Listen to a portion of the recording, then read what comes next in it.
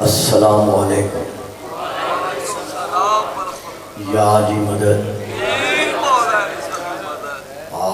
औज़ु बिल्लाहि मिनश शैतानिर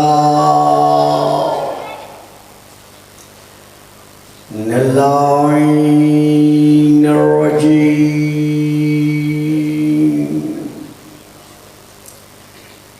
बिस्मिल्लाहिर्रहमानिर्रहीम।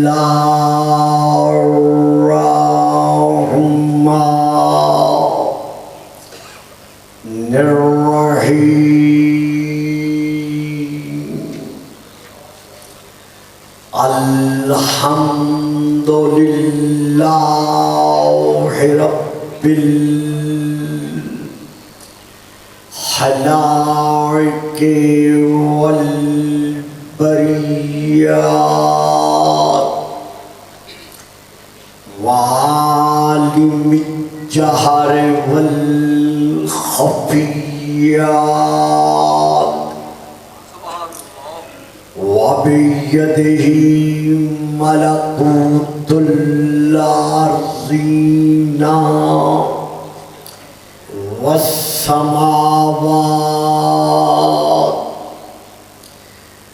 वस्सलातु वस्सलामु अलन नबिय्यिल उम्मिय्यिल करशिय्यिल हाशिमिय्यिल लब्तहिय्यिल मक्किय्यिल मदनिय्यिल मबऊसे अलल अरब वल अजम बिल कासिम मुहम्मद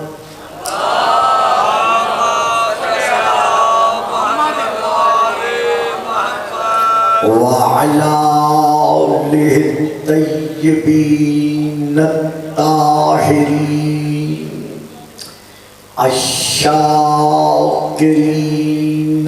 साबिरीन अर्राशिदीन अल महदीयीन। अम्मा बाद फ़क़द क़ाल अल्लाहु तबारका व तआला फ़ी किताबिहिल मजीद व फ़ुरक़ानिहिल हमीद व क़ौलुहुल हक़ या अय्युहल्लज़ीना आमनू कूनू अंसारल्लाह सलावत।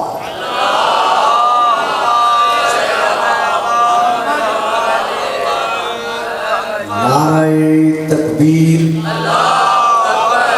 नारे तकबीर,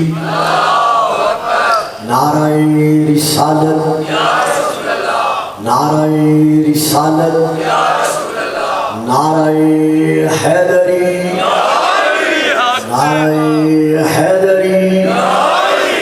हुसैनियत, हुसैनियत, यजीदियत, यजीदियत, आवाज़ बुलंद सलावत।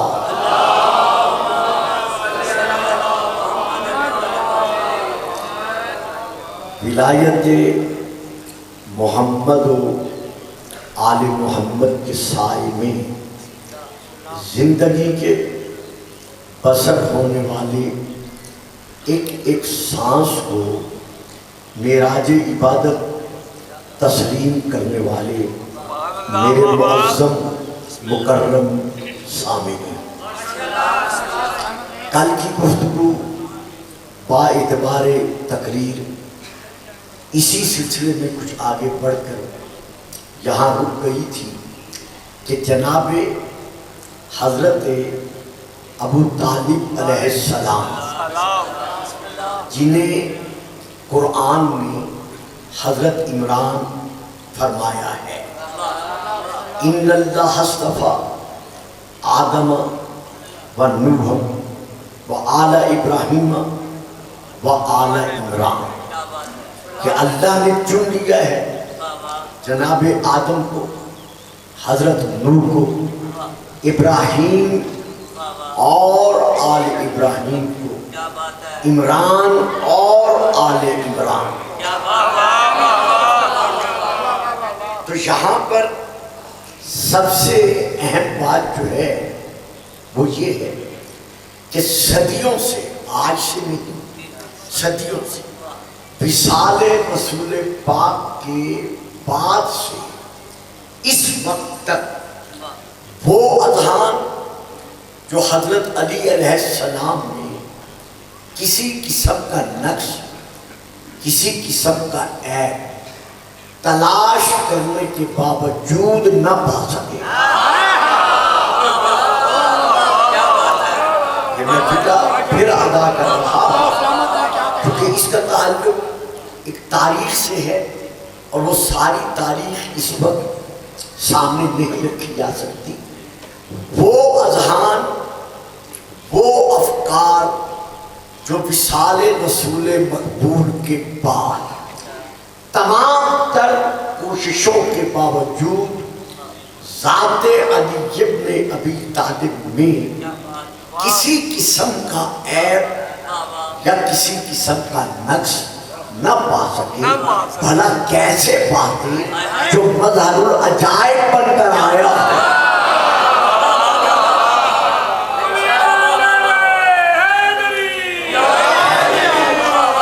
या यहाँ मैं फिक्रा बदल दूं, फकुल ताला नद अबना अना व अबना अकुम व निसा अना व निसा अकुम व अनफुसना व अनफुसकुम। कि अल्लाह ने हुक्मन रसूल से कहा कि इन नसारा से कह दो कि हम अपने बेटे लाते हैं, तुम अपने बेटे लाओ।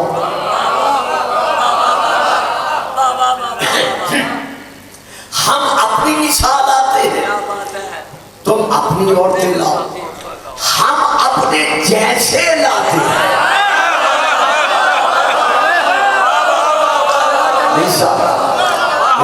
मैं फिर मेरा 70% से ज्यादा सामीन का इज्तिमा इस तर्जुमे पर खामोश हो गया है। मैंने लफ्ज़ नफ्स का जो तर्जुमा किया है वो ये है कि हम अपने जैसे लाते हैं। क्यों? इसलिए कि कुरान की आयत है अन्नन नफ्स बिन नफ्स वल ऐन बिल ऐन वल उज़्न बिल उज़्न वल अनफ़ बिल अनफ़। जैसी जान दी है वैसी जान देनी पड़ेगी। तो इसीलिए मैंने लफ्ज़ नफ्स का जो तर्जुमा किया है वो ये है कि हम अपने जैसे लाते हैं तो अपने जैसे लाओ। तो अब रसूल पाक मैदान मुबाहला में जब अली इब्ने अबी तालिब को लेकर गए तो मनवा दिया कि जो ज़ात व सिफ़ात मेरी है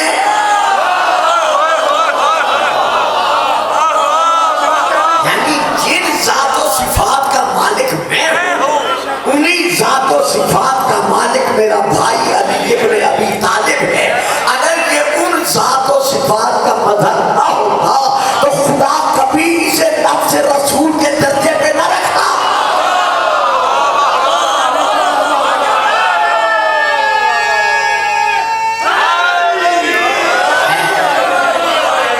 तो फिर इसके साथ साथ रसूल पाक की यह हदीस जनाबुल मुबद्दतुल बाकी कुतुब में मौजूद है कि यहाँ लियो लाहों का लाही, जिस्मों का जिस्मी, दमों का दमी, रूहों का रूही, नफ्सों का नफ्सी।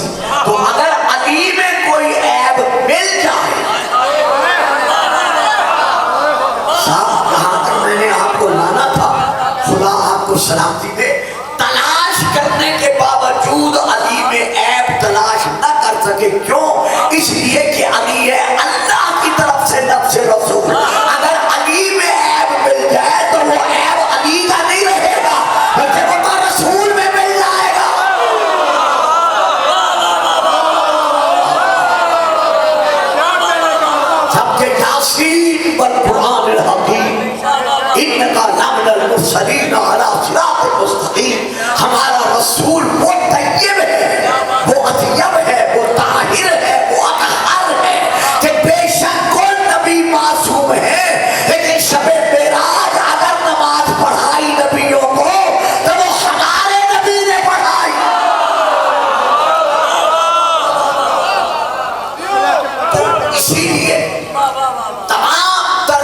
कोशिशों के बावजूद जब अली में किसी किस्म का नक्स, किसी किस्म का ऐब तलाश न कर सके तो अपने एक और रास्ता इख्तियार करना पड़ा, और वो रास्ता था हजरत अली अलैहिस्सलाम के बाप का। इसीलिए उन्होंने ये रास्ता तलाश किया कि जनाब अली तो ठीक है, अली है, लेकिन इसके बावजूद हम देखते हैं कि अली का बाप, और ये अली के जमाने में भी कहा गया कि अली का बाप जो है वो नक़्ल कुफ्र नवाशत, वो हालत इस्लाम पर नहीं थे। और असवद बिन नुबाता हजरत अली के सहाबी हैं, वो बयान करते हैं कि मकाम रहबा पर जब अली का ज़ाहिरी दौरे हुकूमत था तो एक गुस्ताख ने अली के सामने मजमे में खड़े होकर कहा कि या अमीरुल मोमिनीन, आपका तो ये मकाम है, जबकि आपके वालिद के मुतालिक हमने सुना है कि नक़्ल कुफ्र नवाशे की मैं कह रहा हूँ कि वो घुटनों तक या टखनों तक जहन्नम की आग में है। उसका इतना कहना था कि अल्लाह का जलाल जलाल में आए।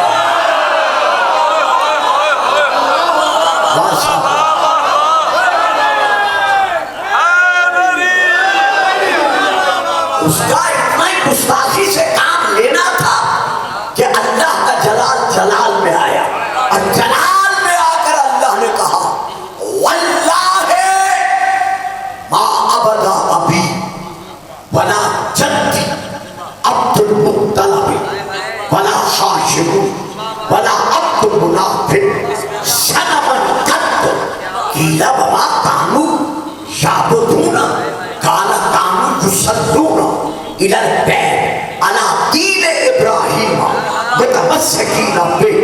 अली जलाल में आकर कहते हैं सा वाह वाह, तेरी ज़बान टूटे, खुश हो जा ये कहकर जो तूने कहा है, लेकिन अली कह रहे हैं तेरी ज़बान टूटे जो कुछ तूने कहा है।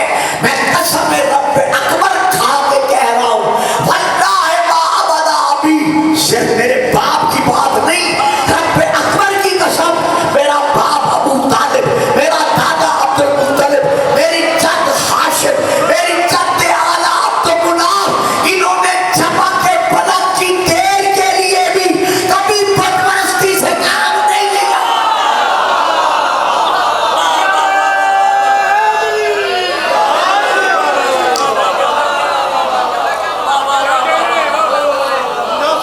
कीला बना कानू याबुदूना, कहने वालों ने कहा अगर वो बुत परस्त नहीं थे तो फिर वो किसकी इबादत करते थे?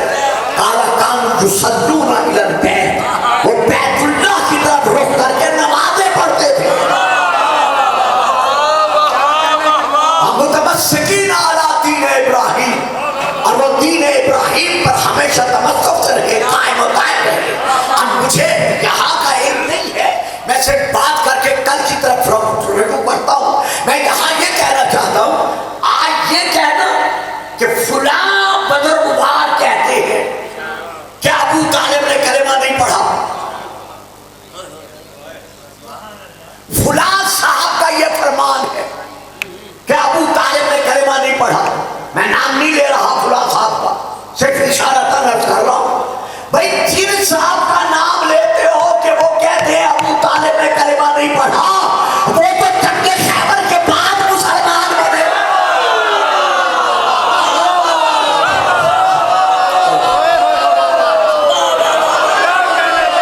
बढ़िया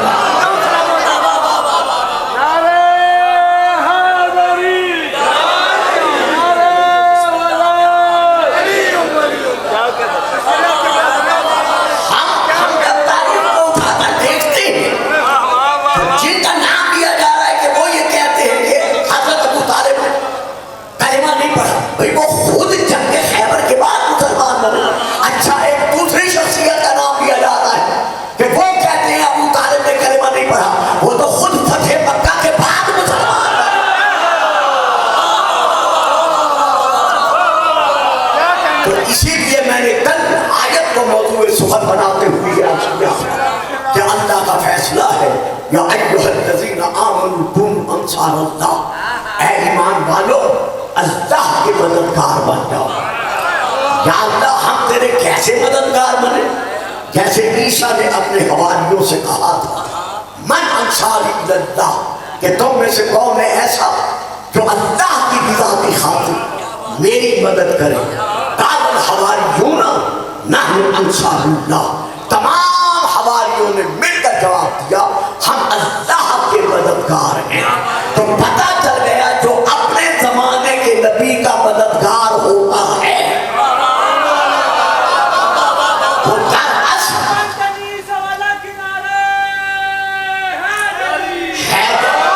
वो दरअसल अल्लाह का मददगार होता है।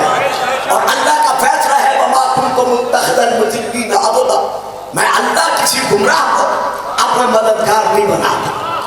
अब सन 762 से लेकर यहाँ हमने तकरीर को थोड़ा सा चला के रोक दिया था। सन 1062 तक रसूल पाक शाबे अबी तालिब में रहे। इस शाबे अबी तालिब में 3 साल बराबर रसूल पाक का हाफिज, मुहाफिज, नासिर, मददगार कौन बनकर रहा? देखिए, जनाबे अबू तालिब का ये उस वक्त दस्तूर था कि रात के वक्त आप जब आपके सर का पहरा देते थे तो आपको उठाकर अली के बिस्तर पर सुलाते थे और अली को उठाकर आपके बिस्तर पर सुलाते थे। कुछ तारीखों में बाकी नाम भी है आपके बेटों के, लेकिन शिया हज़रात के यहाँ जो मुस्तनद तवारीख है उनमें यही है कि आप अली को सुलाते थे रसूल पाक के बिस्तर पर, और पहरा देते हुए रात की तारीकी में अपनी आवाज बुलंद से कुफार तक ये आवाज पहुंचाने की कोशिश करते थे कि नसब्तु रसूला रसूलल मलीक बेबीते तनालो कलम तिल बुरूक अज़ुब व अहमी रसूलल इलाह हिदायत हामिल अलैहि शफीक नसब्तु रसूला, लोगों मैं अपने भतीजे की मदद नहीं कर रहा।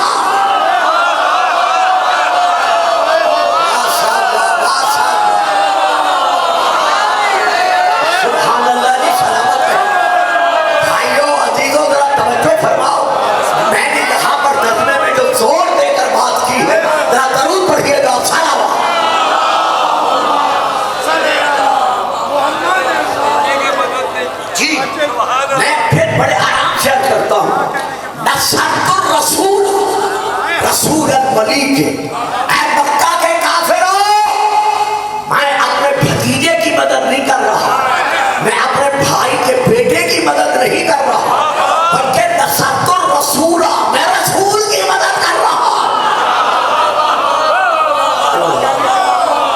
आपकी खामोशी पर मुझे कहना पड़ गया है, वरना मैं ये फिक्रा कहता नहीं। जनाबे अबू तालिब का ये कहना नसब्तुर रसूला, मैं रसूल की मदद कर रहा हूं, ये ईमान नहीं और क्या है?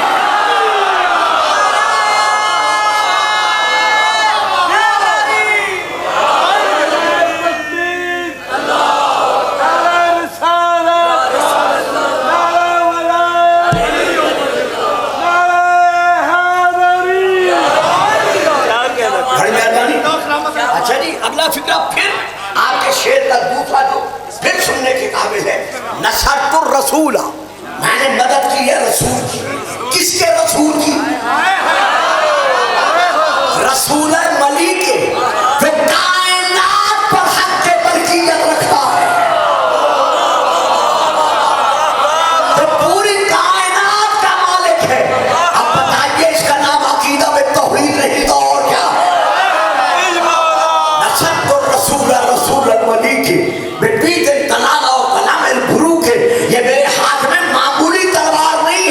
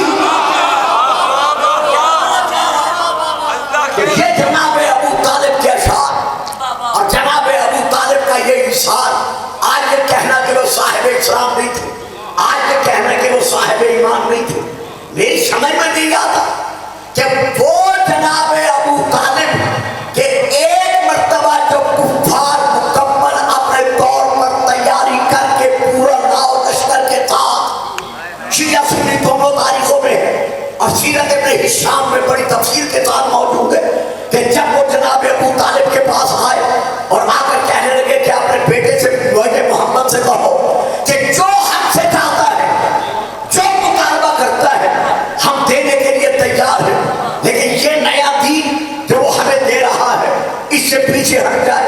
ये हमारे निसाब में भी था जब हम पढ़ा करते थे। तो रसूल पाक ने इरशाद फरमाया था, दादा चाचा जान इनसे कह दो कि अगर ये मेरे एक हाथ पर चांद और दूसरे हाथ पर सूरज रख दे, तब भी मोहम्मद अल्लाह के बख्शे हुए दीन से, इसकी तबलीग से एक नफ्स भी पीछे हटना गवारा नहीं करेगा। तो जब कुफारे मक्का ने अबू तालिब की तरफ मुड़कर देखा और कहा कि अबू तालिब अब तुम क्या कहते हो? खामोश, बताओ तुम्हारा क्या जवाब है? खामोश। फिर कहते बोलते क्यों नहीं? तो आपने रसूल की तरफ देखा, रसूल की नजरें भी चचा पर थी कि चचा आप मेरे हक में क्या कहते हैं? तो ये सीरत इब्न हिशाम में अशार हैं जिनमें से मैं एक शेर पढ़ रहा हूँ। आपने कुफार की तरफ से रुख फेर कर रसूल पाक की तरफ रुख किया और रुख कर कहते हैं बेटा की कहते हैं बेटा मोहम्मद वल्लाह लन तसिलू इलैका बिजमइहिम हत्ता वसला फिर दुआ में दफीना। बेटा मोहम्मद रब्बे अकबर की कसम है कि सारे काफिर मिलकर उस वक्त तक तेरा एक बाल भी पीका नहीं कर सकते जब तक मैं अबू तालिब जमीन में दफन न कर दिया।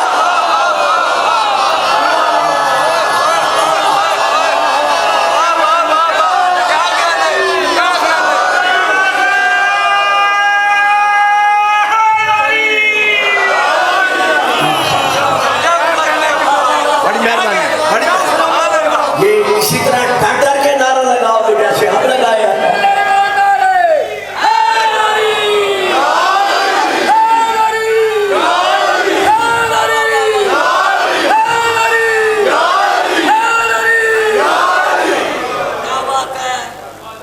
आइए हुजूर, आइए तशरीफ आ जाए, तशरीफ बड़े तसल्ली से आ जाए। बड़ी मेहरबानी हुजूर, जरूर पढ़िएगा सलावत।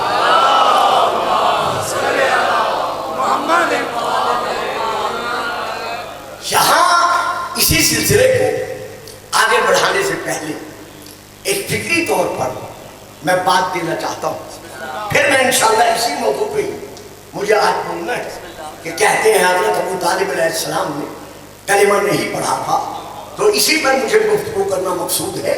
लेकिन पहले मैं एक और पहलू लेना चाहता हूँ। जब भी मक्का में कुफारे मक्का रसूल पाक के खून के प्यासे बनकर बढ़े तो हिफाजत किसने की? अली के बाप अबू तालिब ने ऐसी हिफाजत की, ऐसी हिफाजत की, मैं किसी और के नासिर होने का, मददगार होने का, यारो यावर होने का मुनकिर नहीं हूं। जिसका जितना जितना मकाम तारीख में है, हम शियाने मोहम्मद व आले मोहम्मद उसे तस्लीम करते चले आ रहे हैं। लेकिन जहां तक ताल्लुक है जनाब अबू तालिब के मकाम नुसरत का, तो कुरान गवाही दे रहा है, अलम यजिद का यतीमन फआवा। ऐ मेरे हबीब, जब हमने तुझे यतीम पाया तो क्या हमने तुझे बना नहीं दी?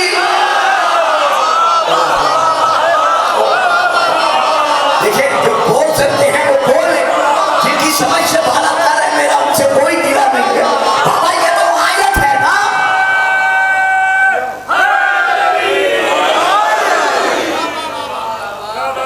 शरह बलागा जिल्द नंबर 3 हजरत अल्लामा इब्न अबुल हदीद की और बाकी बहुत सारी किताबें कि इससे मुराद कौन है। अल्लाह जो फरमा रहा है, क्या हमने तुम्हें पनाह नहीं दी?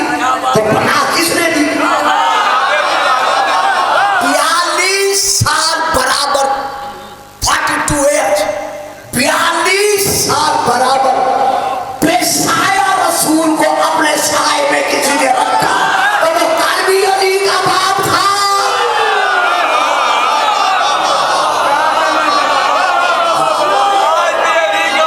आज भी अली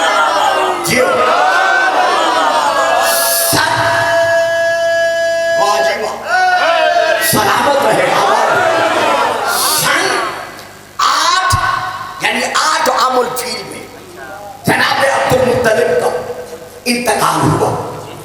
उस वक्त हमारे रसूल पाक ज़ाहिरन सिर्फ 8 बरस के थे। ये मैंने लफ्ज़ ज़ाहिरन अदा किया है ताकि ज़हनों में रहे कि हमने रसूल को यहाँ से नहीं देखना,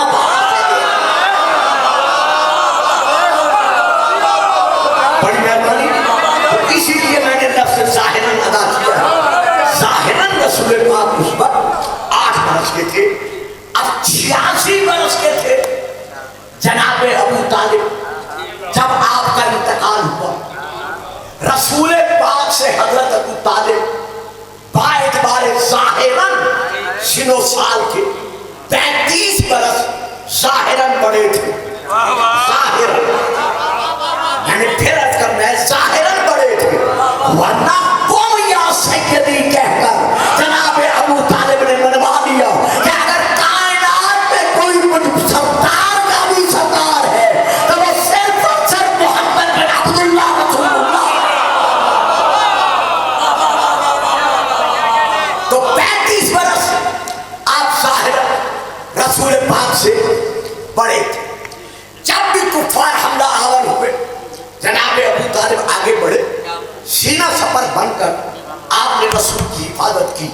इसीलिए हजरत अल्लामा इब्ने अबिल हदीद को यह कहना पड़ा, सारा नहजुल बलागा जिल्द नंबर 3, वलाउला अबू तालिब वब्नुहु लमा बुस्सिलत दीनु शख्सन व कामा। लोगों मुझसे पूछते हो कि ऐ अल्लामा तू बता कि अली का बाप मुसलमान था या नहीं था? ये मुझसे सवाल किया गया था उनके दौर में कि अली का बाप मुसलमान था या नहीं था। तो उन्होंने जोश में आकर कहा मुझसे पूछते हो कि अली का बाप मुसलमान था या नहीं था? अगर पूछते हो तो फिर सुनो, अगर अली का बाप अबू तालिब और खुद अली ना होता तो दीन इस्लाम कभी अपने पांव पे खड़ा हुआ नजर ना आता।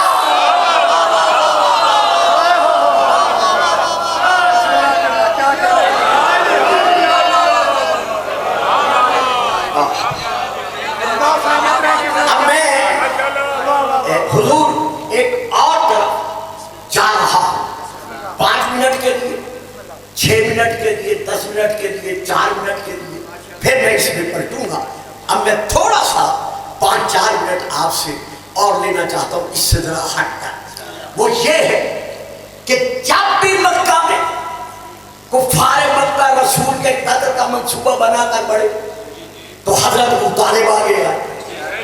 और जब अबू तालिब के विसाल के बाद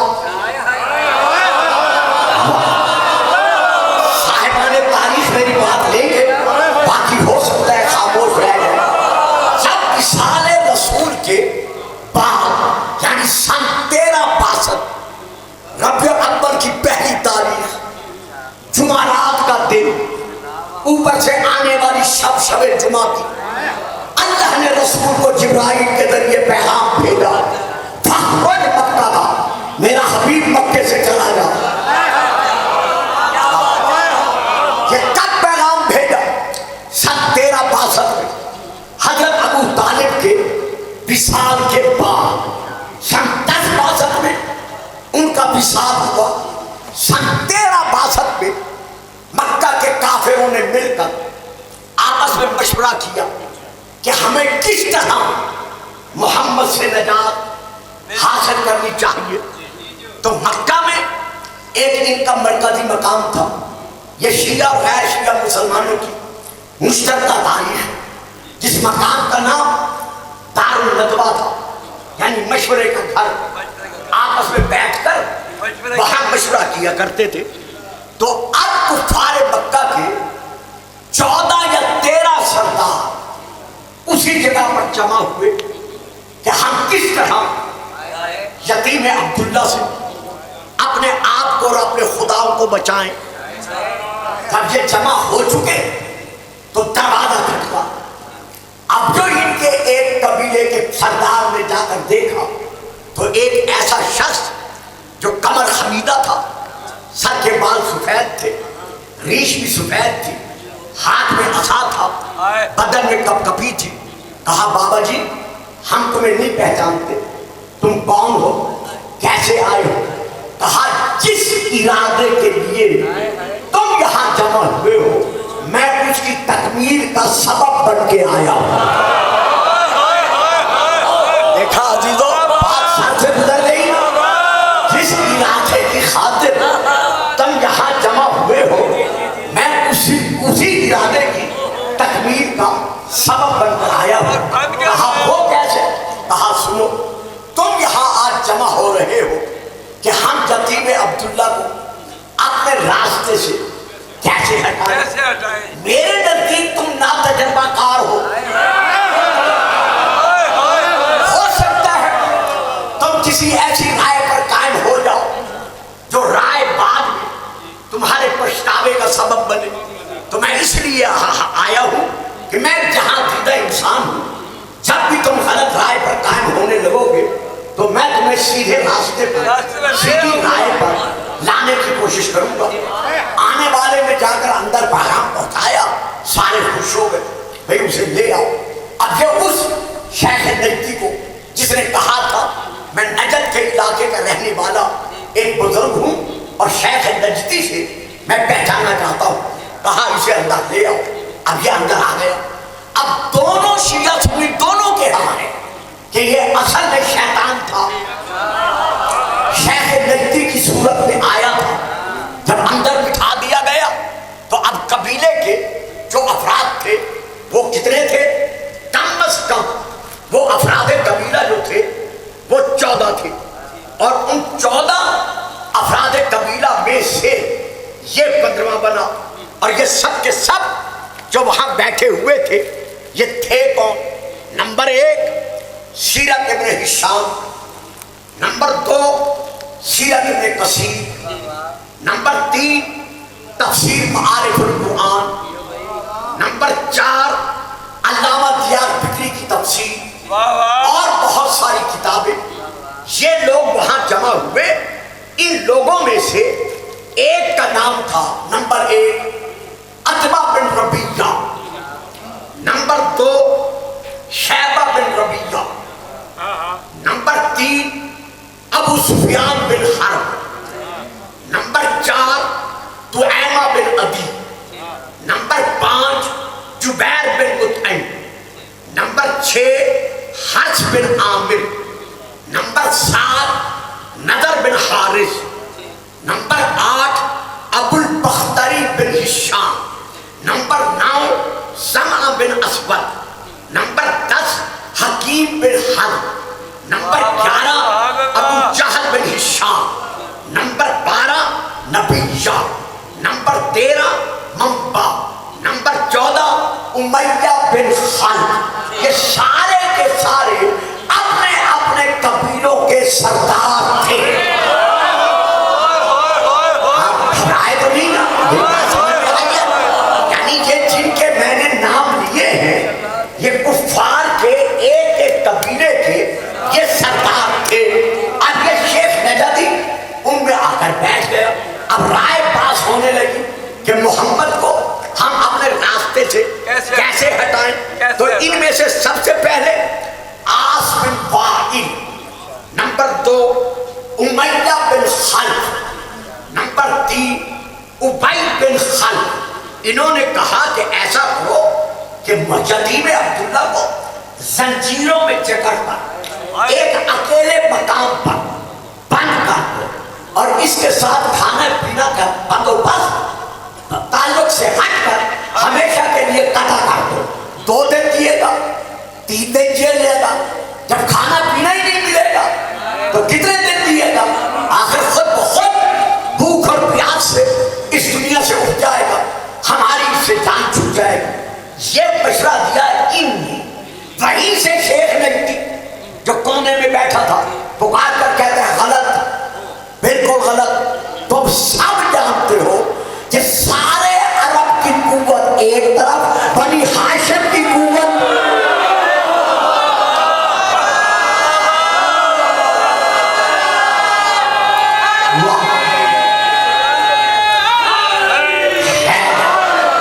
तो उनकी कुव्वत और उनकी ताकत से तुम तुम अच्छी तरह वाकिफ हो, वो आके फौरन इसे छुड़ा लेंगे, तुम उनका कुछ नहीं बिगाड़ सकते। अच्छा फिर क्या करें? अब फिर राय कायम होने लगी।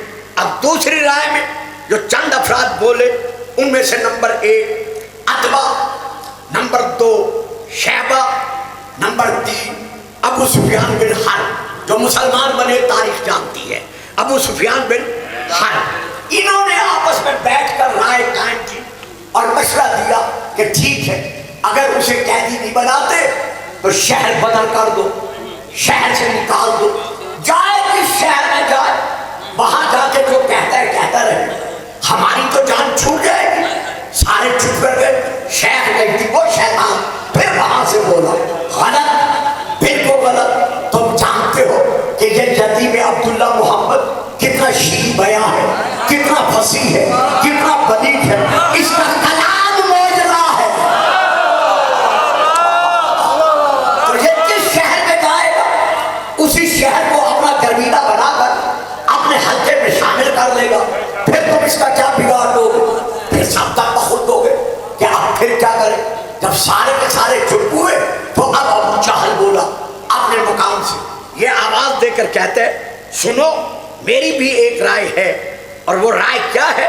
वो राय ये है कि हम यहाँ जितने कबीलों के सरदार बैठे हैं, हर सरदार अपने अपने मकाम पर और मैं भी मोहम्मद के घर का हम मुहासरा करते हैं। या हर सरदार अपना आदमी दे या सरदार खुद आए। रात को मोहम्मद के घर को घेरे में लेकर हम बिस्तर मोहम्मद पे हमला करते हैं और फौरन मोहम्मद को आनन फानन इस दुनिया से हम खत्म कर देंगे। अब हाशमी जितने जवान ही क्यों ना हो, वो हमसे मुकाबला, तमाम सरदारों से मुकाबला नहीं करेंगे, खून बहा लेकर खामोश हो जाएंगे। मेरी ये तजवीज है। जहां शेख नजदी शैतान बैठा था वहीं से बोला शाबाश, मरहबा, यही तजवीज सबसे प्यारी है कि मोहब्बत को कत्ल कर दो। अब हमें पता चला कि जब भी, जहां भी, जिस वक्त भी कभी किसी मासूम के कत्ल का मंसूबा बना है, उनमें कोई ना कोई शैतान मौजूद था।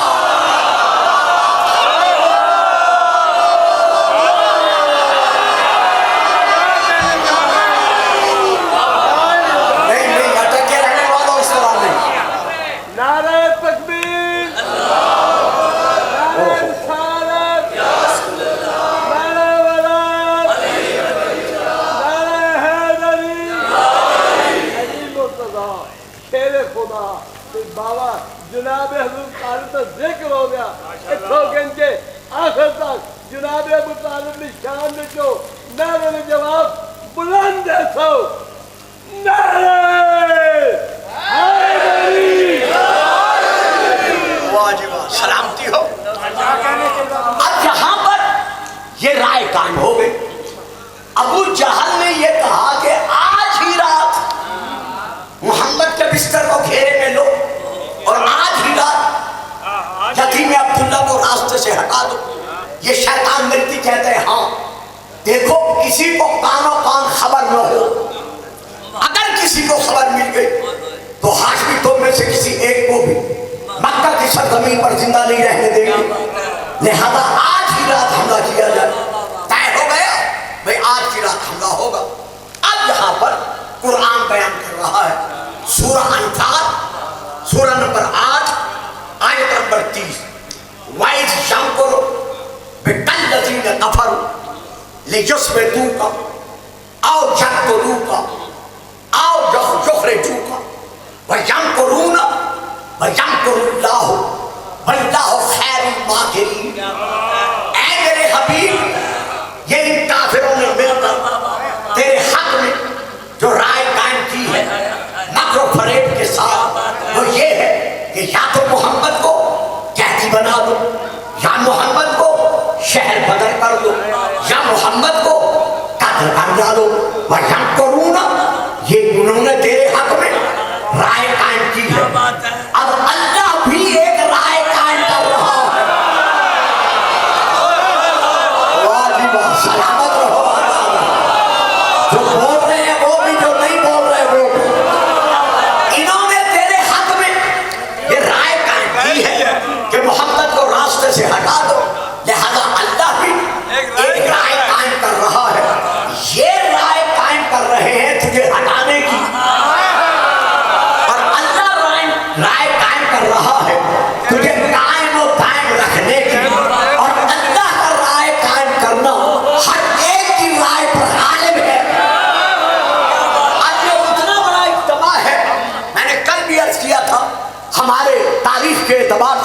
ये हमारा एक मरकजी शहर है और इल्म और अदब का गहवारा है और ज़ाकिर के एतबार से, मजालिस के एतबार से, शिया सुन्नी के इत्तिहाद के एतबार से ये जाना पहचाना शहर है। तो यहाँ मैं जो फिक्रा देना चाहता हूँ वो अब ये देना चाहता हूँ, भाई काफिरों ने तो तदबीर की कि इसे कत्ल कर दो, रास्ते से हटा दो। अल्लाह कहता है मैं तुझे बचाने के लिए एक तदबीर कर रहा हूँ। बताओ मुसलमानाने आलम, उस अल्लाह की तदबीर का नाम क्या है?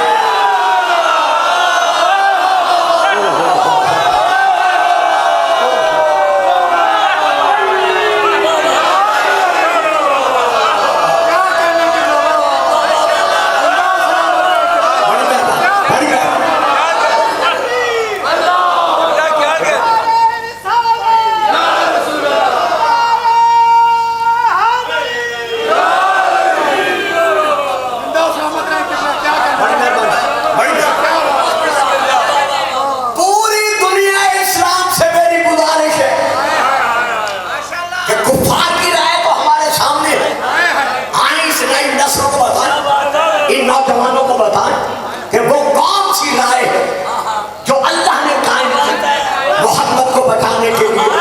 जब हम इस तरफ रजू करते हैं तो हम चंद किताबों का नाम लेना चाहते हैं, लेकिन नहीं, क्योंकि घड़ी बहुत तेज चल रही है और मैं अभी अपने मौजू पे पहुंचा नहीं हूं।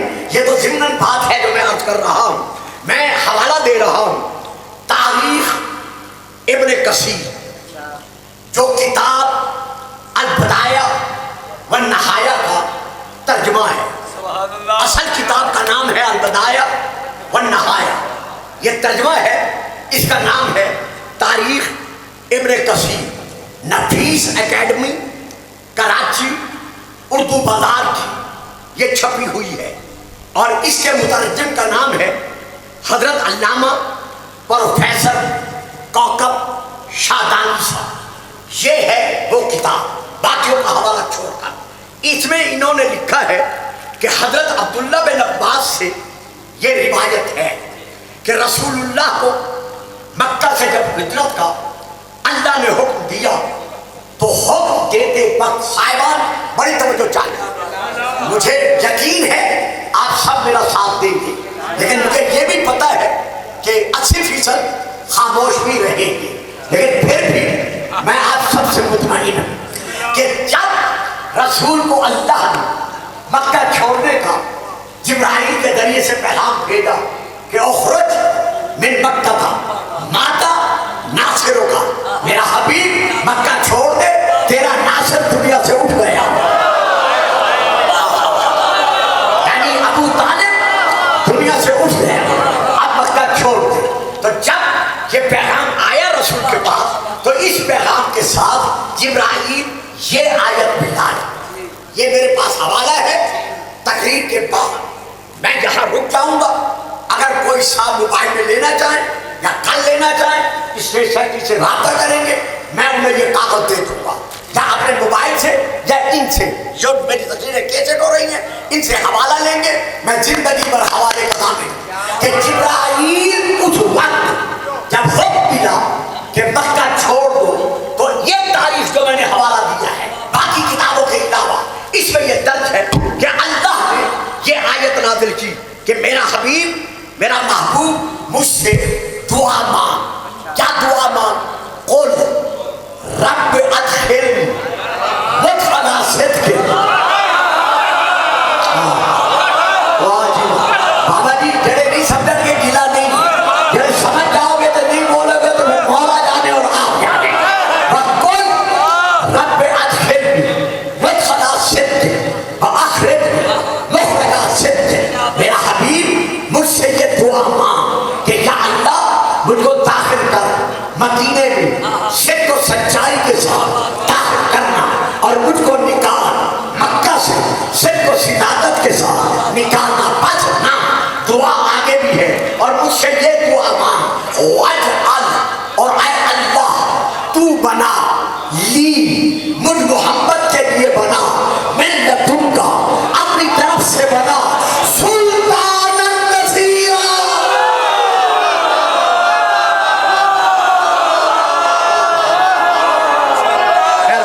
बड़ी मेहरबानी।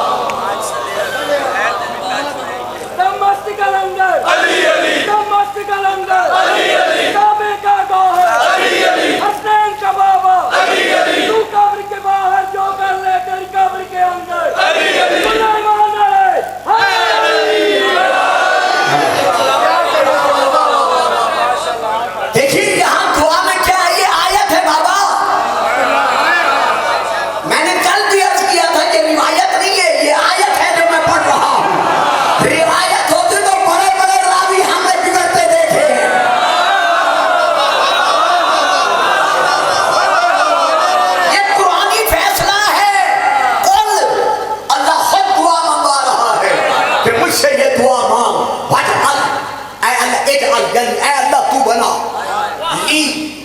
मोहम्मद के लिए बना, मैं लदुन का अपनी तरफ से बना, सुल्तान नसीरा गालिब मददगार बना।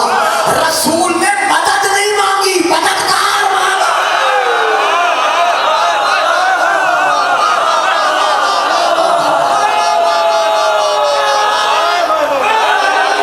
सलामत रहो, बड़ी मेहरबानी। मदद नहीं मांगी,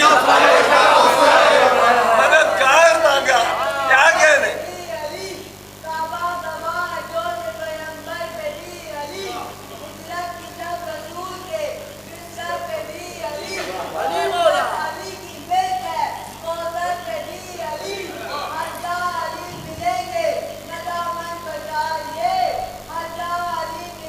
क्या कहने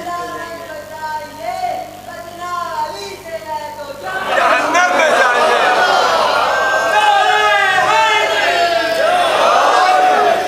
तो अब यहां पर आकर मैं बात को रोकता नहीं, जल्दी जल्दी आगे बढ़ता हूं कि अल्लाह खुद ये दुआ मंगवा रहा है शबे हिजरत।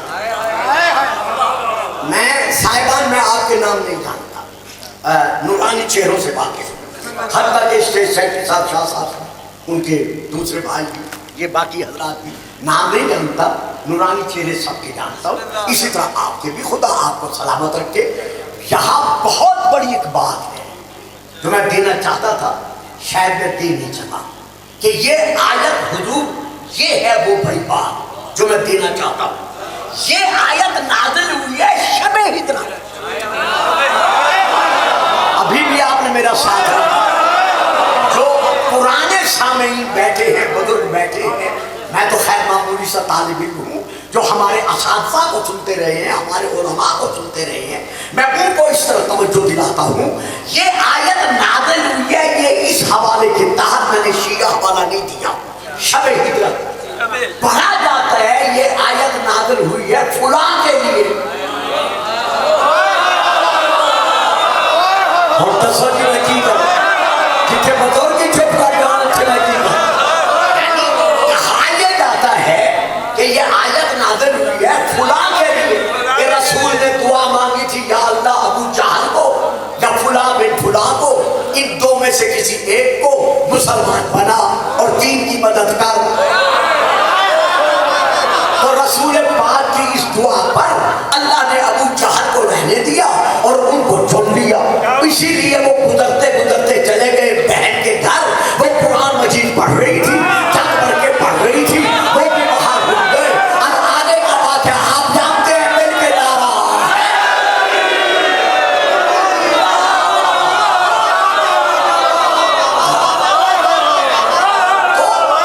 तो ये तारीख है। मैं जामिन हूँ, जो कलिमात में अदा कर रहा हूँ, पूरी तारीख का मैं जामिन।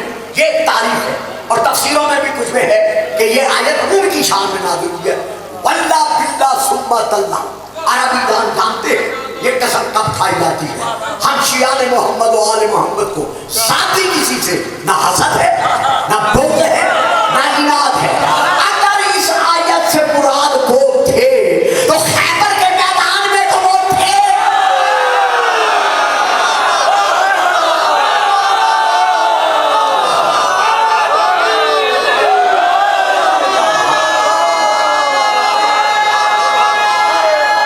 वाह जी वाह।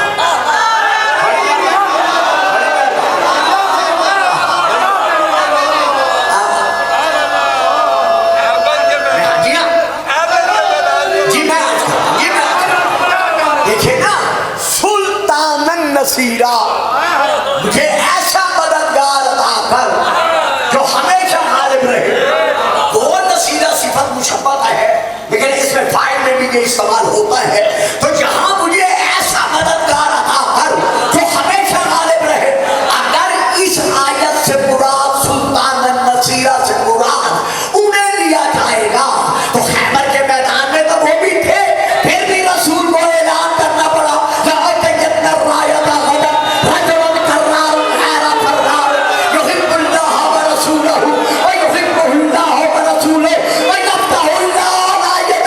और कौन है जो खैबर का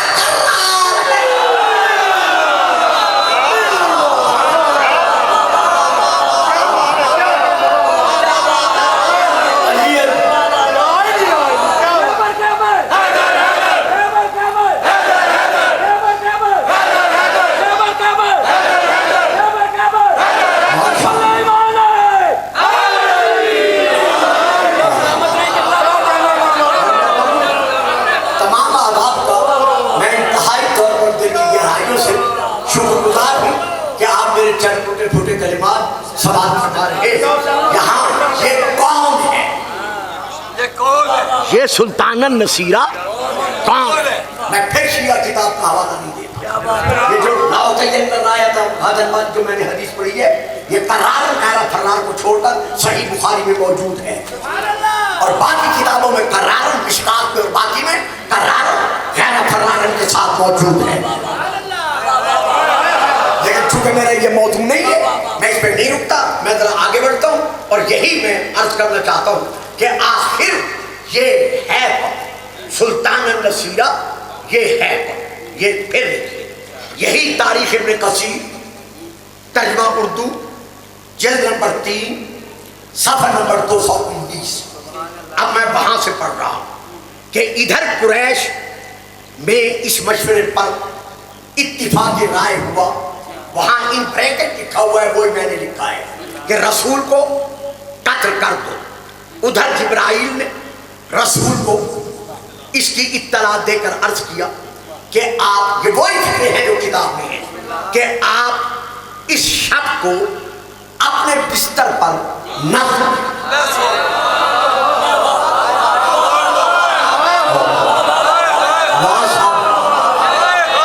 यानी अल्लाह का हुक्म है कि आप इस शब्द को अपने बिस्तर पर न सोएं और वो चादर भी ना ओढ़े जो आप हस्बे मामूल यानी अक्सर रात को सोते वक्त ओढ़ा करते हैं, बल्कि अपने बिस्तर पर वही चादर उठाकर किसी और को सुला दे।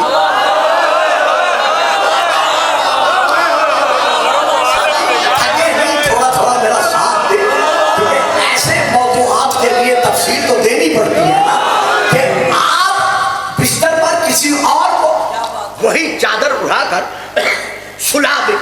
चुनाचे आपने अपनी जमनी सब चादर उड़ाकर हजरत अली को अपने बिस्तर पर सुलाया।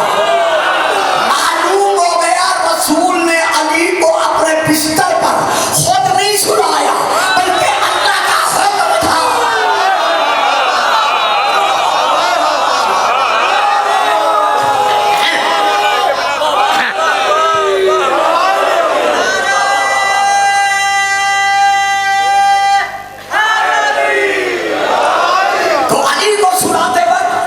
रसूल ने क्या क्या कहा कि बाकी कुतुब से देखकर अली की तरफ कहा, अली नम अला फिराशी, अली आज रात मेरे बिस्तर पर सो जाओ।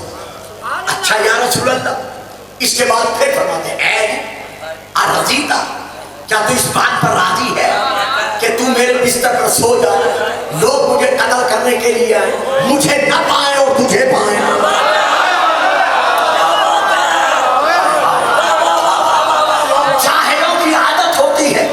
कि जब वो अपने इरादे में नाकाम हो जाते हैं तो जो उनके सामने होता है टिका बोटी एक कर देते हैं। जब वो मुझे नहीं पाएंगे तुझे पाएंगे, तो ये मुमकिन है कि वो जोश में आकर, गुस्से में आकर, खैर कदम में आकर तुझे तलवारों के साथ साथ टुकड़े टुकड़े कर दे। अली तेरा क्या जवाब है? अली यहाँ पर तुम क्या जवाब देना चाहते हो? अली तेरा क्या जवाब है? अब हुजूर जरा जवाब सुनिएगा। जिस अली का जवाब नहीं उसका जवाब सुनिएगा।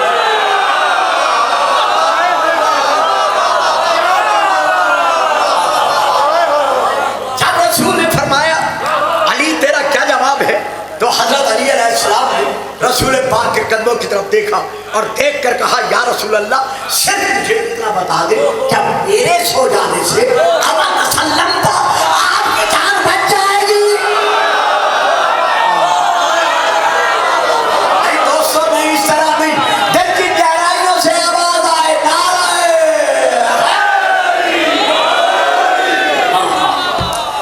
क्या मेरे सो जाने से आपकी जान बच जाएगी? फरमाया अली सुना तो इसीलिए रहा कि तेरे सोने से मेरी जान बच जाएगी। अब फिर यहाँ पर बहुत बड़ी बात है, बहुत छोटे से अल्फाज लेके तमाम करना चाहता हूँ। ज़ाहिरन तारीख के मुताबिक रसूल का कद बड़ा था, ज़ाहिरन रसूल का कद अली के कद से बड़ा था। अली का कद रसूल के कदो कामत से थोड़ा सा छोटा था। कैसे रसूल का मनसब बढ़ा।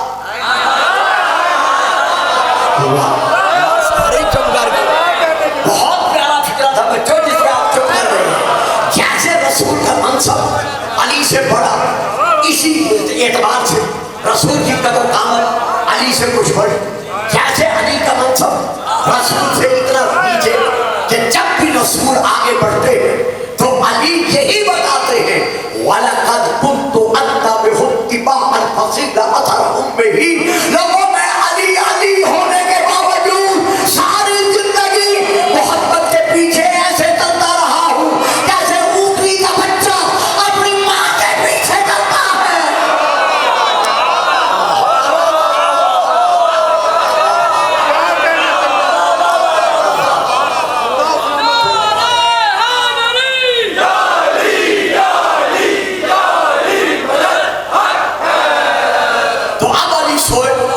रसूल ने खुद सुनाया, अपनी चादर पांव से लेकर सर तक अली पर डाली, अली को सुनाया।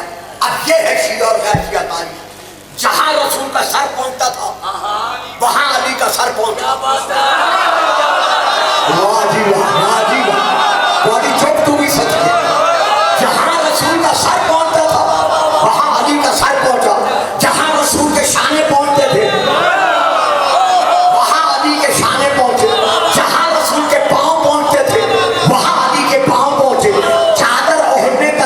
वही था, पहलू बदलने का अंदाज वही था, सांस की आमद और रफ्त वही थी। अब मैं अटक के रहने वालों से पूछता हूँ जो मेरे सामने बैठे हैं कि ये तब्दीली किसने की?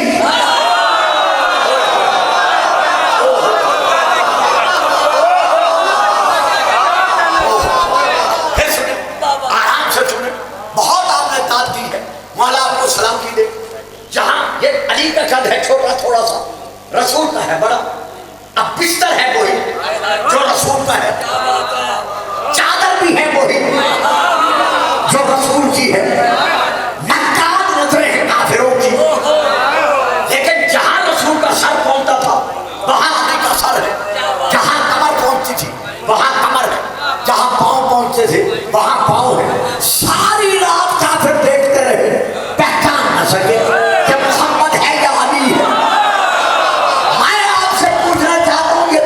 किसने वाकई की, किसने पैदा की। अल्लाह ने अली को मोहब्बत की पूरी छवि बनाया। अगर छवि बनाना बिदअत होगा तो अल्लाह अली को मोहब्बत की छवि न बनाता।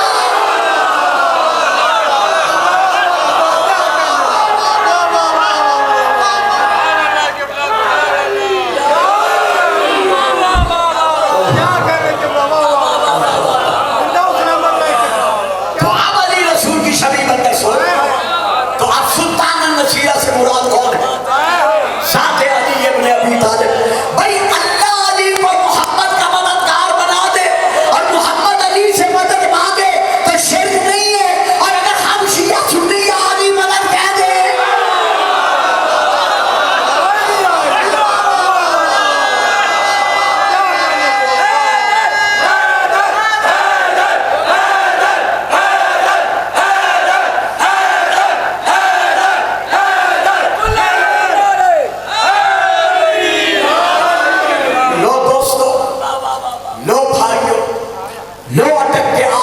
रसूल व आले रसूल, मेरे शिया सुन्नी तमाम मोहतरम मुकर्रम बुजुर्गों और नौजवान बेटों और भाइयों, गुलफान यहाँ फिर एक और रुख ले रहा है तारीख का, जिस पर बड़ी तवज्जो चाहता हूँ। जिन लोगों ने, जिन काफिरों ने हजरत अबू तालिब के जमाने में आपके रसूल के कत्ल का मंसूबा बनाया था, उनके नाम भी तारीख में है। मैं नाम नहीं जानता, बड़ी मुश्किल बात दे रहा हूं, लेकिन बुजुर्गों से बड़ी तवज्जो चाहता हूं। बच्चे भी अल्हम्दुलिल्लाह सारे मेरे साथ दे रहे हैं। पूरी तारीख में हमारे पास जो जिस मकाम पर शकन बासत से लेकर हजरत अबू तालिब के विशाल तक जो जिस मकाम पर काफिर हमारे रसूल के कद्र का मंसूबा बनाते रहे, उनके नाम भी हैं। नाम है तो किसी ने कहा था, अगर जंग के बदर में मारे जाने वाले मेरे बुजुर्ग आज जिंदा होते, वो देखते कि मैंने किस तरह बना लिया। नाम है ना तारीख में, तो खैर मैं इस बात में नहीं जाना चाहता, उनके नाम भी हैं। अच्छा जी, शबे हिजरत जिन काफिरों ने रसूल के कत्ल का मंसूबा बनाया था, उनके नाम भी मैंने आपको सुना दिए, तारीख में उनके नाम भी है। हम जी गल बड़ी औखी है, जिन्हों मैं खुद औखी कह रहा हूं, लेकिन अल्लाह करेगा कि मैं सादा लफ्जों में दे सकूंगा। अगर कहीं न दे सकूं तो फिर आप मेरा साथ दे दीजिएगा, क्योंकि बात बड़ी मुश्किल है। जो काफिर रसूल के अबू तालिब के जमाने में रसूल के कत्ल का मंसूबा बनाते रहे, वहां से तारीख को ले और तारीख को लेते लेते लेते आ जाए शबे हिजरत पर आकर देखें कि इन काफिरों का उन काफिरों के साथ क्या रिश्ता था।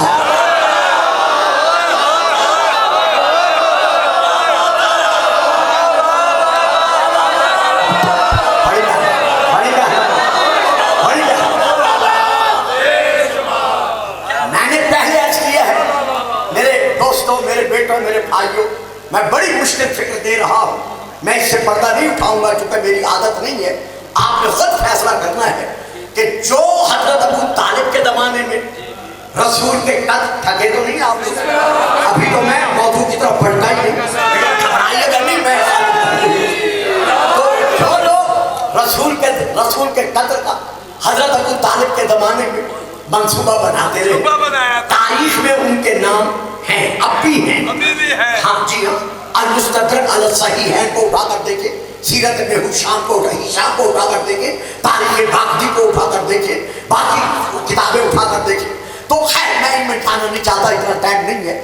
अब आ जाए शब हिजरत पर। हिजरत की रात जिन काफिरों ने रसूल के कत्ल का मंसूबा बनाया, अब इन काफिरों को उन काफिरों को मिला के देखो कि इनकी आपस में क्या रिश्तेदारियां थी। आ गए यहां पर, आ गए ना मेरे साथ। अब यहां से चलो, आओ हिजरत करते हैं। मक्के से 1362 यकम रबीउल अव्वल की रात मक्के से आप और मैं मिलकर हिजरत करते हैं। लो साहिबा, हम हिजरत करके आ गए मदीने में हम पहुंच गए सन 10 हिजरी तक, या कुछ के नजदीक 9 हिजरी तक, बहरहाल 9 या 10 हिजरी तक जंग तबूक का वाक़या आपके सामने है। जब रसूल पाक जंग लड़े बगैर ग़ज़वा तबूक से वापस मदीने आ गए, तो जिस घाटी से रसूल रात के अंधेरे में बादल मौजूद थे, बिजलियां कड़क रही थी। वाह जी वाह, वाह जी वाह, बड़ी मेहरबानी साहब, बड़ी मेहरबानी जिन्होंने ले लिया। मैंने तो कुछ कहा ही नहीं, आपने पहले ले लिया। बैठे नारे। तो जब उक़बा की घाटी से अगर मेरे बच्चों, मेरे बेटों, मेरे भाइयों, मेरे बुजुर्गों, मेरी खानदान बहू बेटियों, अगर तारीख में देखना चाहो तो तफसीर इब्न कसीर देख लो, अल्लामा मौदूदी साहब की तफसीर देख लो, सीरत इब्न हिशाम देख लो, और बहुत सारी किताबें हैं, उठा के देख लो कि जब रसूल पाक उस पर घाटी के करीब पहुंचे तो एक थे हुज़ैफा यमानी, एक थे हुज़ैफा यमानी, और एक रसूल के साथ थे आपके अबू ज़र गफ़ारी, किसी ने लिखा है और किसी ने एक और नाम लिखा है। बहरहाल 2 सहाबी साथ थे, एक हनका रहे थे, हाँ दूसरा नाम जो है वो अम्मार यासिर का है, कि वो नाका को हनका रहे थे और हज़रत हुज़ैफा यमानी नाका की महार पकड़कर चल रहे थे। रसूल पाक ने पूरे काफिले को हुक्म दिया था जो साथ थे कि तुमने मेरे पीछे नहीं आना, सबने मदीने में जाना है दूसरे रास्ते से, मैं इस रास्ते से अकेला गुजरूंगा, किसी ने इस रास्ते पर मेरे पीछे नहीं आना। चूंकि अंधेरा मुकम्मल था, बादल गरज रहे थे, बिजली कड़क रही थी, चमक रही थी, कुछ हज़रातों ने अपने चेहरे छुपाए हुए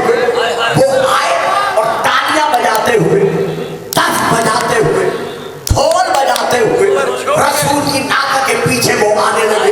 तो आज जनाब हुज़ैफा ने और अम्मार यासिर ने कहा कि या रसूल अल्लाह ये कौन है, ये क्यों आए हैं? आपने फरमाया हुज़ैफा तुझे इनके नाम बताता हूँ, लेकिन वादा कर जब तक मैं इजाजत न दूं।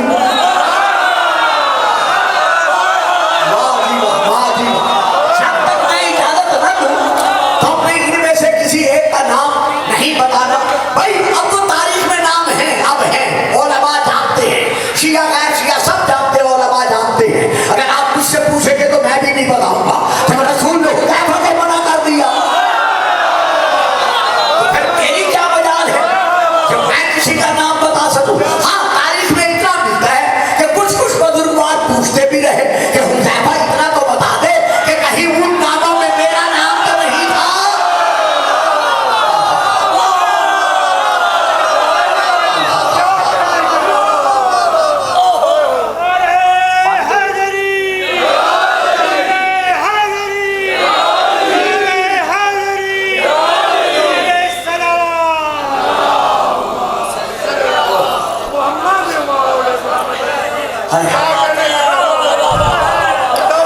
तो अब अम्मार यासिर कहते हैं मौला ये क्यों आए? हुज़ैफा अर्ज़ करते हैं मौला ये क्यों आए? फरमाया ये जो आए हैं ना, ये वो आए मुनाफिक हैं।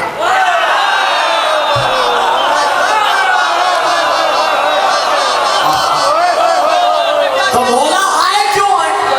फरमाया इसलिए आए हैं ताकि मेरी नाका को बिचकाएं और मेरा हयात जिंदगी जो है वो गोल कर दे। बड़े इंतहाई मोहब्बत मवद्दत के तहत आपने ये तारीखी कलिमात लिए हैं, लेकिन जो मैं देना चाहता था वो यही कलिमा था जो अब मैं दे रहा हूं। मक्का से चलो, हिजरत की रात आओ, हिजरत की रात से चलो उकबा की घाटी में आओ, उकबा की घाटी में जो नाम मिलते हैं फिर इनको पीछे ले जाओ मक्का का और देखोगे इनका उनसे क्या रिश्ता मिलता है।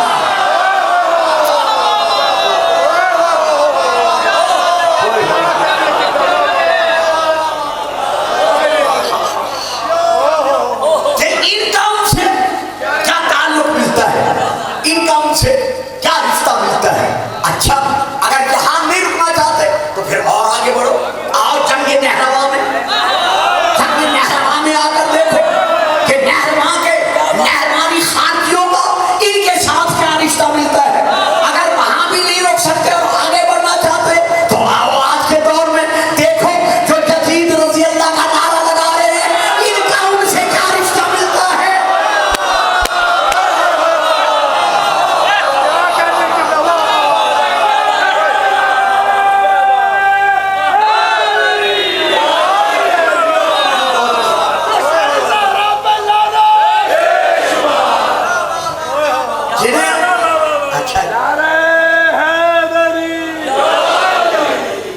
मौलाना साहब पर्दा डाल रहे थे, जब वो घाटी से गुजरे, जितना माफी हाथ जोड़ के सही कह रहे गुजरे और वो बिजली चमकी और सरकार ने कहा इनको बेचो, मंदिर का नाम न लो।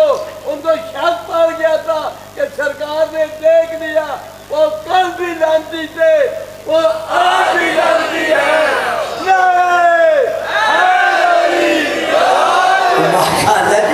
आप सबकी सलामती हो।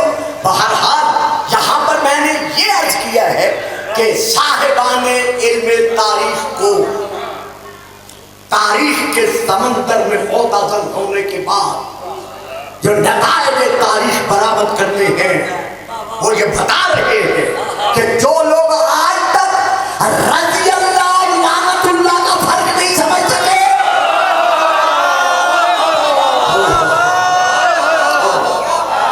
वो हक़ाइक़ को कैसे सामने ला सकते हैं। तो आज ये कहना कि अबू तालिब साहिब इस्लाम नक्र कुफ्र नबाशत साहिब इस्लाम नहीं थे और उन्होंने कलिमा नहीं पढ़ा था। बस आखिरी बात दे रहा हूँ और कल इंशाअल्लाह जो अहम तरीन मौजू मुझे आज लेना था, जो बात आप लेते गए और मैं देता गया और मैं रुका नहीं, इंशाअल्लाह कल जिंदगी है तो मैंने एक इंतहाई अहम तरीन मौजू पर गुफ्तगू करनी है, क्योंकि पंजाब के एक सकालर ऑफ इस्लाम ने अपने मजमे में बैठकर सोशल मीडिया के जरिए से ये पैगाम नशर किया है कि रसूल पाक अपने जमाने में कुरान के अलावा किसी और को वसी बनाकर नहीं गए। ये उनका पैगाम, मैं उनका नाम नहीं ले रहा, आप सब उनके नाम से वाकिफ है, और मैं हमेशा तौर पर एक सिलसिले के तहत हर एक का मकाम मद्देनजर रखकर आगे बढ़ने की कोशिश करता हूँ। मैं किसी के जज्बात से खेलने की कोशिश नहीं किया करता, लेकिन जो हकायक है वो देता हूँ। तो कल अगर मेरी जिंदगी है तो मैं कल इंशाअल्लाह बयान करूंगा कि रसूल किस किस को वसी बनाकर गए और तारीख, हदीस और कुरान की रोशनी में ये सिलसिला किस तरह आया है। अब मैं सिर्फ एक बात देकर फज़ाइल को यही रोक रहा। कहा यह जाता है कि हजरत अबू तालिब अलैहिस्सलाम ने कलिमा नहीं पढ़ा। यही सवाल मामून रशीद ने हजरत इमाम रिज़ा अलैहिस्सलाम से किया था। दरूद पढ़िएगा सारा।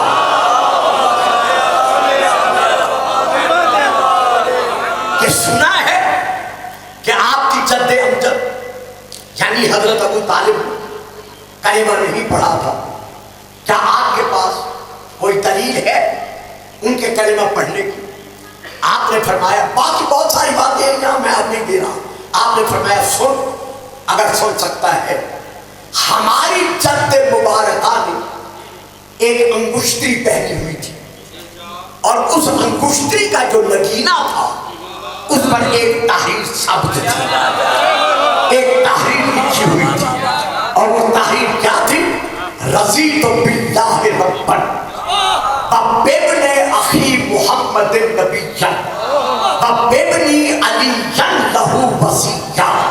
वो तहरीर ये थी, रज़ीतु बिल्लाहि रब्बन, मैं अपने रब की रबूबियत पर राजी हूँ। यानी अबू तालिब के कलिमे में ला इलाहा इल्लल्लाह था। वबिब्नि अखी मुहम्मदिन नबिय्यन, और मैं अपने भाई के बेटे मोहम्मद को नबी मानता हूँ।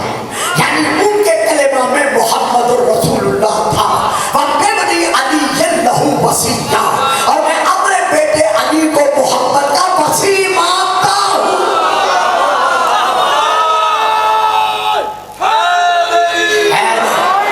मालूम हुआ उनके कलिमा में अलीयुल वलीउल्लाह था।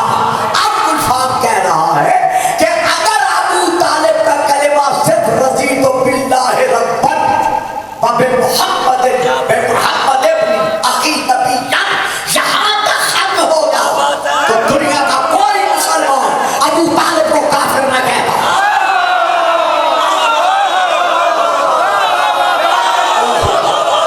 फते ना आप लोग फते, लेकिन चूंकि अबू तालिब के कलिमा में आगे अली का नाम था कि मैं इसे मोहम्मद का वसी मानता हूँ। अब अगर कोई अबू तालिब को मोमिन माने तो मानना पड़ेगा कि अली कल भी मोहम्मद का वसी था और आज भी मोहम्मद का वसी।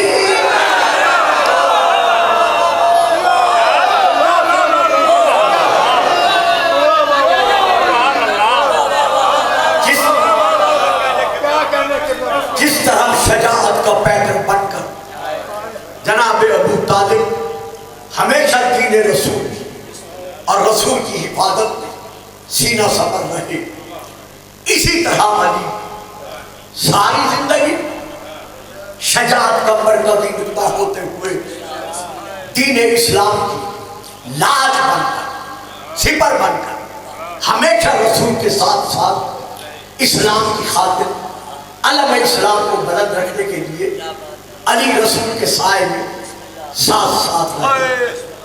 सारी जिंदगी अली की ये ख्वाहिश थी कि या अल्लाह, जिस तरह मैं मोहम्मद का भाई होते हुए सारी जिंदगी अपने आप को मोहम्मद का गुलाम कहलाता रहा,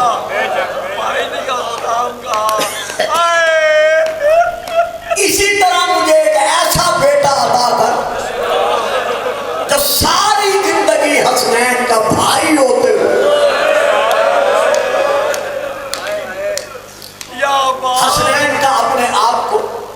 गुलाम कहलाता रहे। हमेशा दुनिया वफा में उसको वफादार कहा जाता है जिसका पहले अमल वफा देखा गया हो, यानी जिसने जाहिरन वफा का किरदार पेश किया हो। लेकिन मौला गाजी अब्बास कायनात वफा का वो नुक्ता मेराज है कि आपके आने से पहले, इस दुनिया में ज़हूर फरमाने से पहले आपको नुक्ता वफा करार दिया गया। जैसा कि आप जानते हैं तारीख में मौजूद है। एक तो ये रिवायत है जो ज़ाकिरीन पढ़ते हैं, लेकिन ज़ाकिरीन अपनी तरफ से नहीं पढ़ते। मैंने इस पर बड़ी तहकीक की है। ये रिवायत मौजूद है और हमारी बड़ी बड़ी कुतुब में मौजूद है कि जब जनाब सैयदा बतूल अज़रा के विशाल का वक्त करीब आया तो बीबी ने रोती हुई तस्वीर को बुलाया, सैयदा ज़ैनब को बुलाया, आवाज देकर कहा, बेटी ये मैं 2 कुर्ते देके जा रही हूं, इन्हें संभाल के रख। मां ने क्या करना है? कहा, बेटी मेरे बाद तुम्हारे बाबा खानदाने किलाबिया की एक खातून से अक्द फरमाएंगे, उनसे अल्लाह तुम्हें पहला पहला भाई अता करेगा। जब तुम्हारा भाई वो दुनिया में आए उसका पहले दायां बाजू चूमना, फिर बायां बाजू चूमना, दोनों बाजू चूम कर मेरे हाथ का सिला हुआ उसे कुर्ता पहना कर कहना, अब्बास मां ज़हरा सलाम ले रही। मरहबा मरहबा मरहबा। ये वो वाक़या है जो हमारे यहाँ कुतुब में मौजूद है। लेकिन अब्बास की वफा की सनद देखने के लिए हमें जरा और आगे बढ़ना पड़ता है। किताब का नाम है अद्दम्अतुस्साकिबा। जब जनाब अब्बास इस दुनिया में जलवा फिगर हुए और लिबास तहारत में लिपटे हुए अब्बास को जब फिर लिबास में लिटाया गया तो उस वक्त सैयदा ज़ैनब ने अपने हाथों पर उठाया, उठाकर बीबी ने भाई के दाएं बाजू को देखा, फिर बाएं बाजू को देखा। दाएं बाजू पर अलम का निशान था, बाएं बाजू पर मशकीज़े का निशान था। अब सैयदा यूं भाई को देख रही है, ये इतने में मस्जिद में से अली तशरीफ लाई। बीबी आगे बढ़ी, बाबा को मुबारक दी, भाई हवाले किया। अली अलैहिस्सलाम ने बेटे को चूमा। बीबी अर्ज करती है, बाबा एक गुजारिश है, बेटा कहो। बाबा इसके दाएं बाजू पर अलम का निशान है, जिससे मैंने पहचान लिया कि यह आपकी शजाअत का वारिस होगा। लेकिन बाएं बाजू पर मशकीज़े का निशान है, इसकी कोई खास वजह है? घर घर पर गाजी की वफा पे अलम लहराने वालों, ये सुनते ही न रोने वाला अली रो पड़ा। बाबा खैर तो है? कहा, बेटी आज न पूछ, बाबा तब पूछो। बेटी सन 61 हिजरी मुहर्रम का महीना, यौम आशूर, करबला का मैदान, जब ये तुझे आगे आखिरी सलाम करेगा फिर तुझे मालूम होगा कि इसके बाएं शाने पर मशकीज़े का निशान कैसा है। मैंने जो तारीख में पढ़ा है वो ये है कि 4 साल या 3 बरस के थे मौला अब्बास। ज़हनों में एक बात याद रहे, जनाब सैयदा सानिया ज़हरा जनाब अब्बास से कम अज़ कम 15 साल या 20 साल बुजुर्ग है। यानी हजरत अब्बास जनाब सैयदा ज़ैनब से 15 बरस या 20 बरस छोटे हैं। यानी इतना फर्क है। बीबी ने अब्बास को अपनी गोदी में पाला है। तो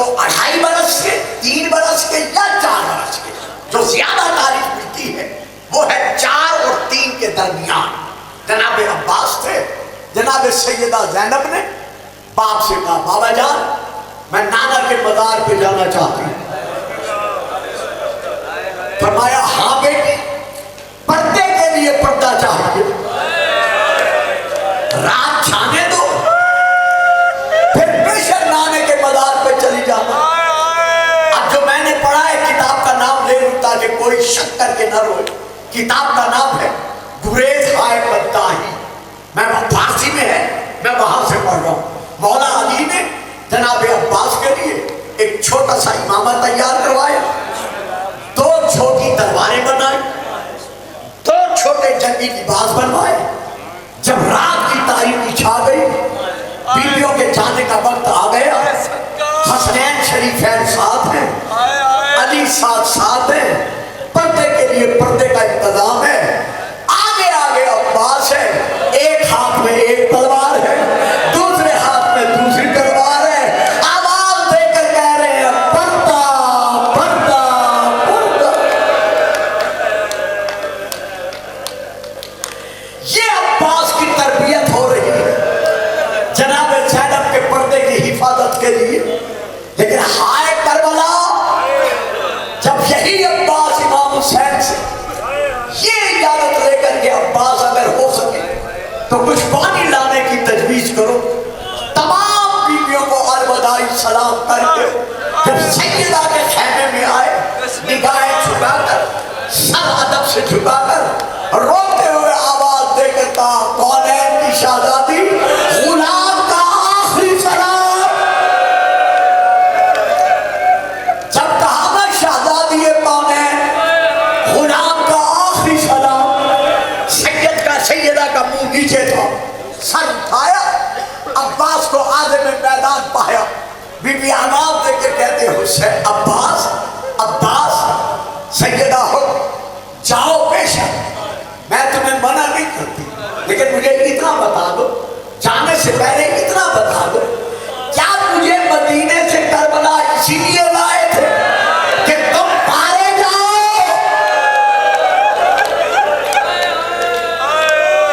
और मैं तुम्हारे लाशे पर बैठ करूं मातम करूं? सैयदा का इतना कहना था। अब्बास तड़प उठा, दोनों हाथ बांध कर कहा नहीं सैयदा नहीं। बीबी हर हाशमी का लाशा मैदान से खेमे में आया है, आपने चादर उतार कर बाल खोल कर मातम किया है, लेकिन ये कनीज का बेटा वादा करता है अब्बास का लाशा खेमे में नहीं आएगा। जब कहा मेरा लाशा खेमे में नहीं आएगा, आपको रोना नहीं पड़ेगा। सैयदा ने तड़प कर कहा अब्बास छोटे भाई बेटों के बराबर होते हैं, उससे रोने का हक न छीन, जा खुदा के हवाले। अल्लाह अकबर। तमाम खेमे में कोहरा में मातम बपा हुआ। अब्बास मैदान की तरफ गए, जाके अब्बास ने दरिया के घाट पे कब्जा किया, मशरीजे को तय किया, मशरीजे में पानी भरा। अब यहाँ पर कहा जाता है कुछ अब आपकी जाने से कि अब्बास ने हाथों में पानी दिया, इरादा किया पीने का, लेकिन फिर वफा के खिलाफ समझकर उसे गिरा दिया। ठीक है, जो पढ़ते हैं सही पढ़ते, लेकिन जो मैंने पढ़ा है वो ये पढ़ा है कि जब जनाब अब्बास पानी से मशरीदा भर चुके और आपके पानी से हाथों पर जो पानी लगा हुआ था, हवा चलने से हाथों को ठंडक मिल रही थी, तो उस ठंडक मिलने से आपने अबा का दामन उठाया, उठाकर दोनों हाथों को खुश्क किया। अपने आप से कहते हैं अब्बास मौला की औलाद प्यासी है और तू पानी की ठंडक महसूस करे। अल्लाह अकबर। मशरीदा भरा, गाजी चले, चारों तरफ से जालिमों ने अब्बास को घेरे में लिया, बाबे अली की शजात का नक्शा दिखाया, लेकिन एक जालिम ने आपके दाएं बाजू पर तलवार मारी। हाकम बिन तुफैल मलूम ने आपका दाएं बाजू शहीद हुआ, मुस्कुरा कर कहा अकबर का सदका गया। दूसरे बाजू में अलम संभाला, तलवार चलानी शुरू की, फिर एक जालिम ने वार किया, दूसरा बाजू कटा हुआ। उधर खेमे में 4 साल सकीना ने जनाब फिदा से कहा दादी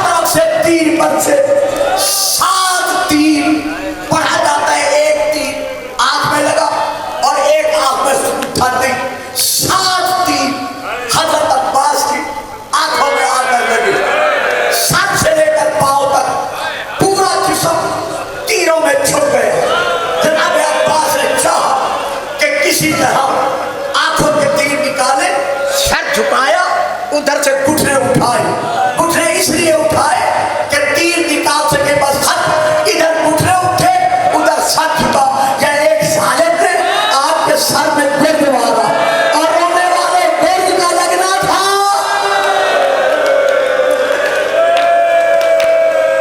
अब्बास मुंह के बल जमीन पर आए।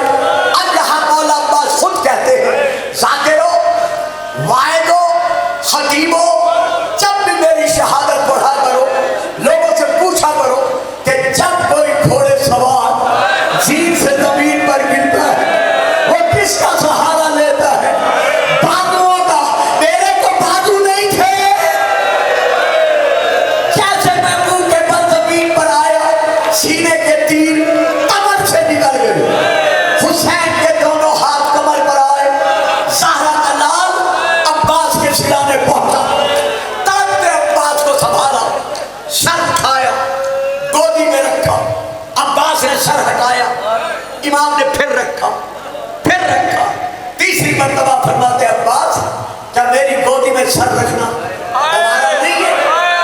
तड़प कर कहा, मौला मैं तो तेरी कनीज का बेटा हूं, मेरा सर गोदी में रख रहे हो। जब आप जीन से जमीन पर आएंगे तो आपका सर कौन संभालेगा? हुसैन रोए, बहुत रोए। अब्बास अर्ज करते हैं, मौला चाहता आपके चेहरे की जियारत करूं, आखिरी मर्तबा आपका चेहरा देखो, अगर हो सके तो एहसान करे, मेरी आंखों से तीर निकाले। इमाम ने तीर निकाले, खून साफ किया। अब्बास ने मौला का चेहरा देखा, देख कर कहा अल्हम्दुलिल्लाह। हुसैन कहते अब्बास एक काम मैंने किया है तेरे कहने पर, एक काम तू कर। मौला हो अब्बास, मैंने तेरी आंखों से तीर निकाले, अब मेरी हसरत है सारी जिंदगी भाई होकर अपने आप को मेरा गुलाम कहलाता रहा। आज मेरी हसरत पूरी कर, मुझे अपना भाई के और घर पर आलम लगाने वाले गाजी तरफ कर कहते हैं, मौला मैं तुझे भाई कैसे कहूँ, मैं कोई बतूल का बेटा हूँ? हो सकता है मैं भाई कहूँ। बीबी कहते अब्बास, तेरी ये जुर्रत, जब सामने से मैदान से बतूल की आवाज आई, नहीं हो मेरा वफादार बेटा, नहीं हो मेरा आलमदार बेटा, नहीं हो मेरा अब्बास बेटा, अब्बास में बतूल राजी हूँ। अब्बास के चेहरे पर सुर्खी शहादत छाई। जब से मैं हजरत अब्बास का मसाल पढ़ रहा, उस वक्त से ये रिवायत पढ़ता चला आ रहा। हर साल हर मकाम पर जहां मुहर्रम पढ़ता हूं, ये रिवायत जरूर पढ़ता हूं कि इमाम ने जब देखा अब्बास के चेहरे पर सुर्खी शहादत छा रही है, फरमाया अब्बास कोई और हसरत? कहा मौला हसरत नहीं है, अर्ज है कि मेरा लाशा खैमे न ले जाओ। जब सकीना कहेगी पानी तो मैं जवाब देने के काबिल नहीं रहूंगा। ये एक रिवायत है। अब्बास हसरत, मौला हसरत ये है कि मेरा लाशा खैमे ले जाने की बजाय अगर हो सके तो मेरा लाशा उठाकर जैसे भी उठ सके, उठने के काबिल तो नहीं है, जैसे भी उठ सके मेरा लाशा उठाकर उमर में साथ को दे देना।